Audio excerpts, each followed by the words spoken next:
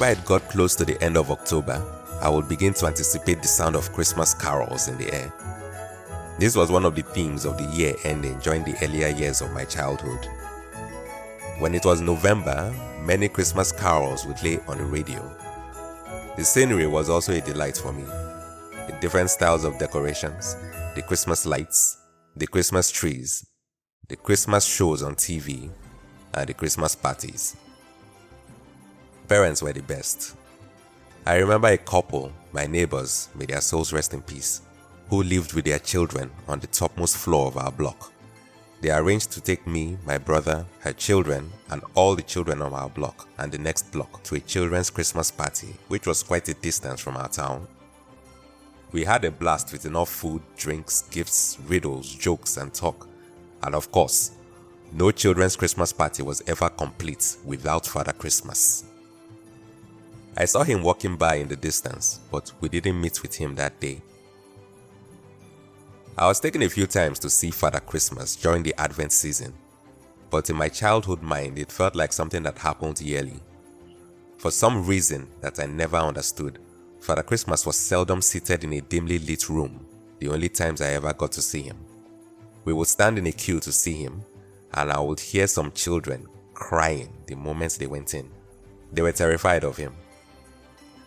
I never knew what scared them, but I wasn't scared of him. I was only shy about meeting him. I don't remember how old I was when I was last taken to see him, but I was disappointed in the years that followed that no one was taking me to see him anymore. It was one of the events that marked Christmas for me as a child. I realized a little later that Father Christmas had another name by which he was called: Santa Claus. What was more mind-blowing for me was that children living in Europe and America believed that Santa Claus was real, and their parents were apprehensive about letting them know that he wasn't. Now, not a single child in my country, Nigeria, would lose sleep over being told that Santa Claus wasn't real. I remember my family members making fun of how terrible the cotton wool used for his beard was. Father Christmas was obviously an adult young man dressed in a costume as an old man. Children my age understood this, but a man dressed in a costume was real enough and acceptable for us. No different from the actors who portrayed a character in a movie. We understood that the characters were not real. We knew that movie effects made them seem to be able to carry out impossible feats, but we treated them as real characters in our minds nonetheless. But I could never understand how anyone's childhood could be ruined if he found out the truth that Santa Claus was imaginary.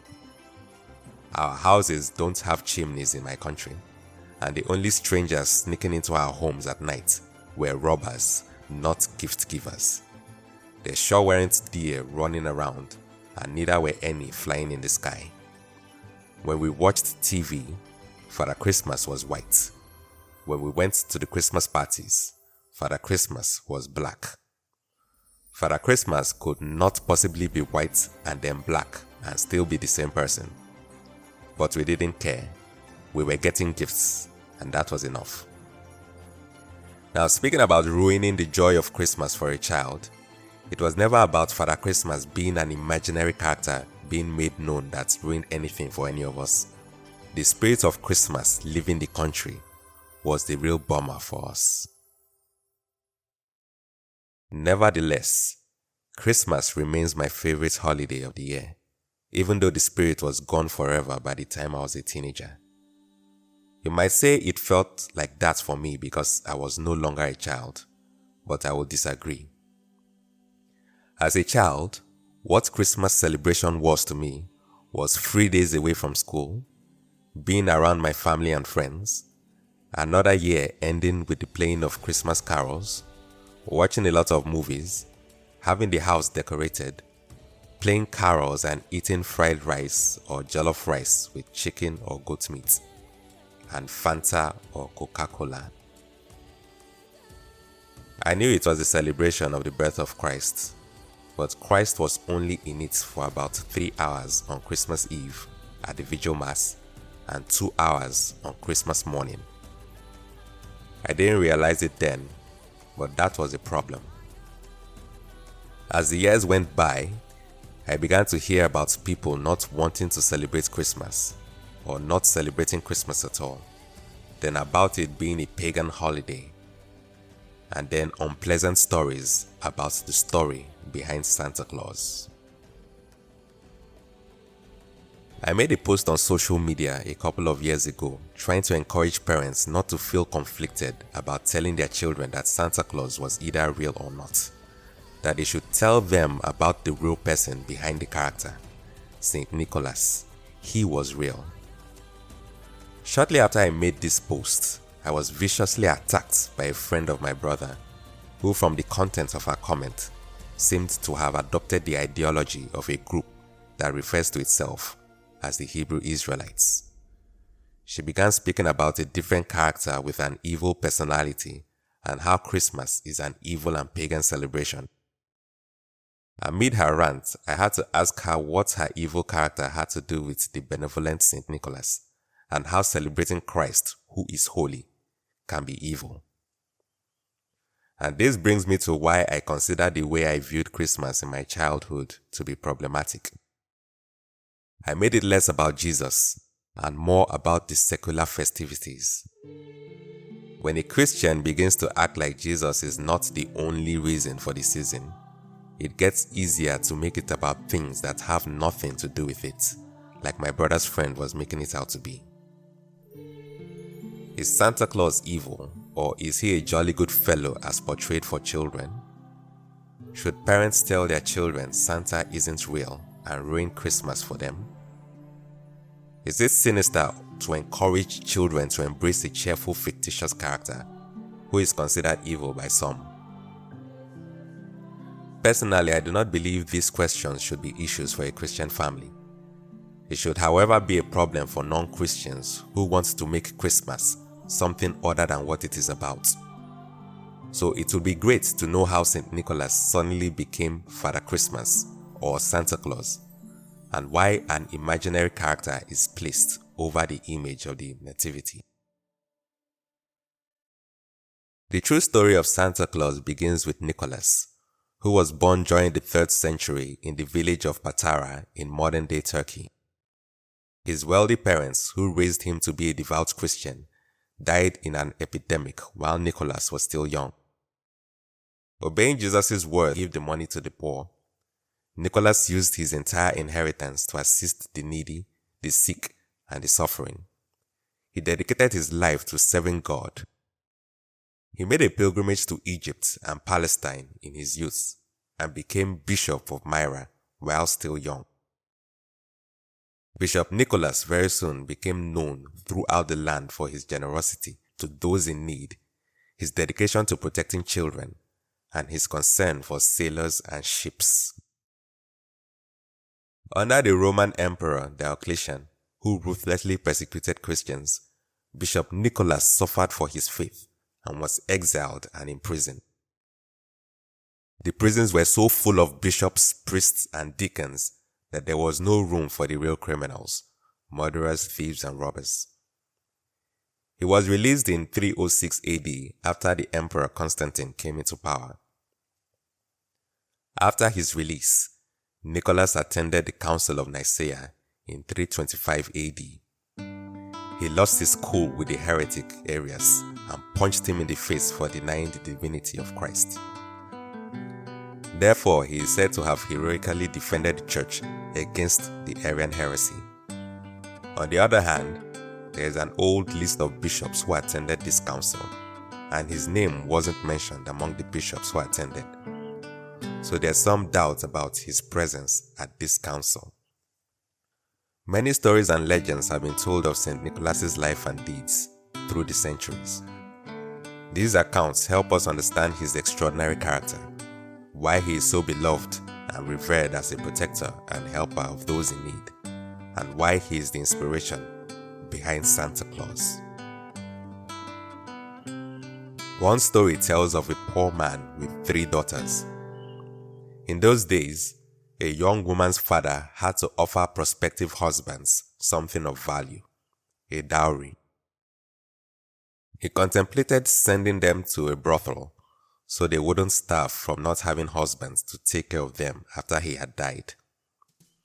Nicholas, knowing about this, took into account the scripture verse, "Don't hesitate to rescue someone about to be executed unjustly." Mysteriously, a bag of gold appeared in their home on 3 occasions, providing the needed dowries. The bags of gold, tossed through an open window, are said to have landed in stockings or shoes left before the fire to dry. This led to the custom of children hanging stockings or putting out shoes, eagerly awaiting gifts from St. Nicholas or Santa Claus. Another story tells of 3 students traveling on their way to Athens. A wicked innkeeper robbed and murdered them, hiding their remains in a large pickling tub.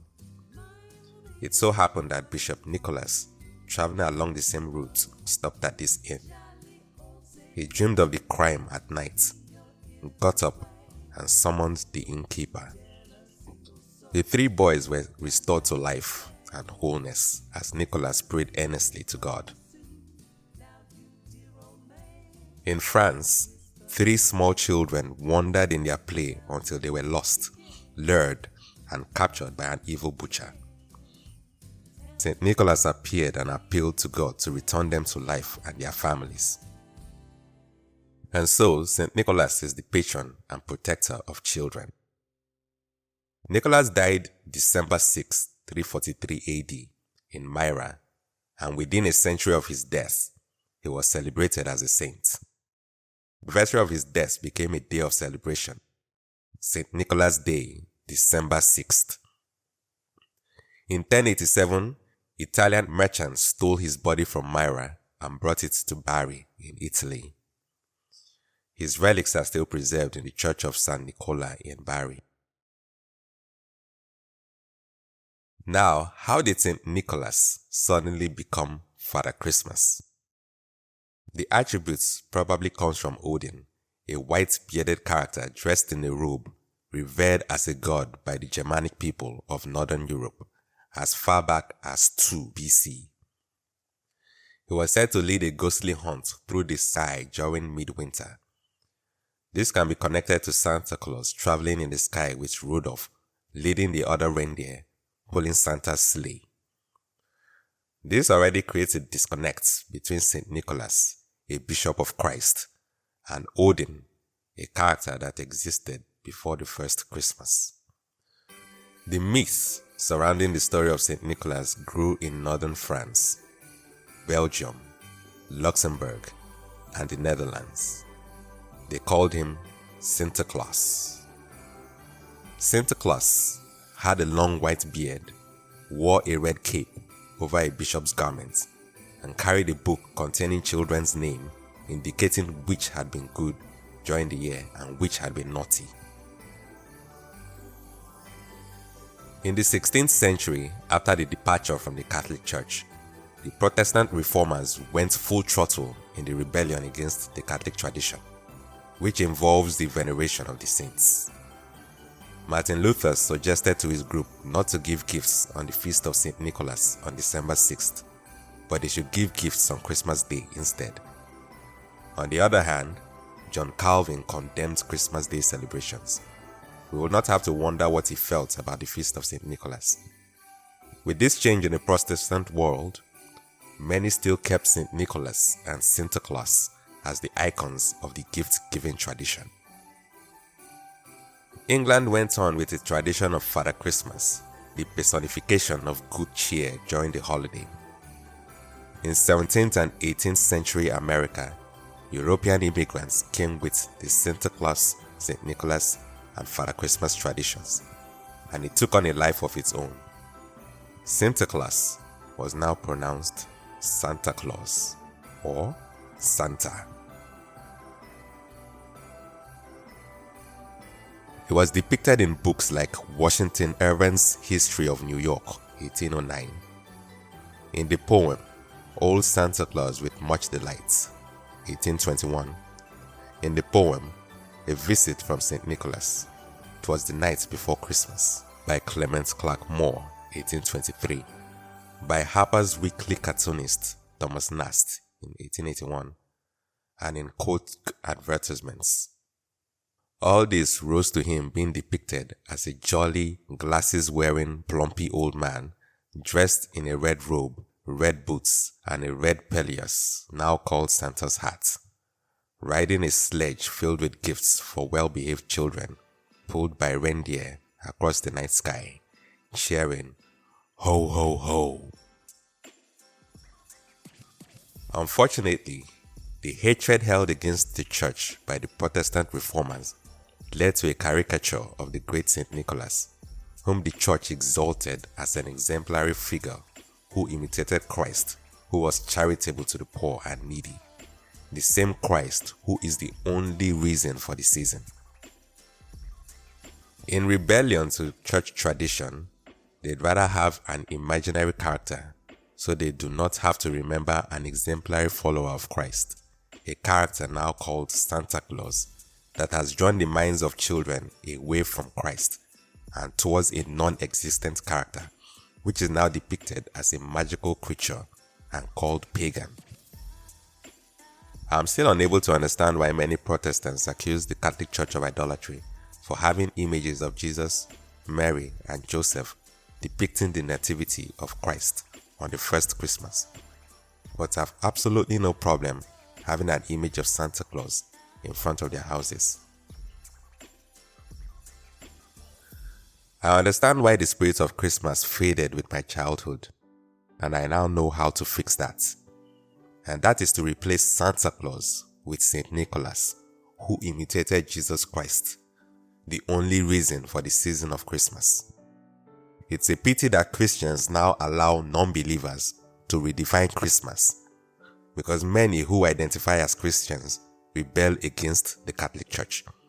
And this has led to people thinking that Christmas is about cheers, spending the holiday with their families and exchanging gifts. No, this is not what Christmas is about. Christmas is the celebration of the birth of Christ.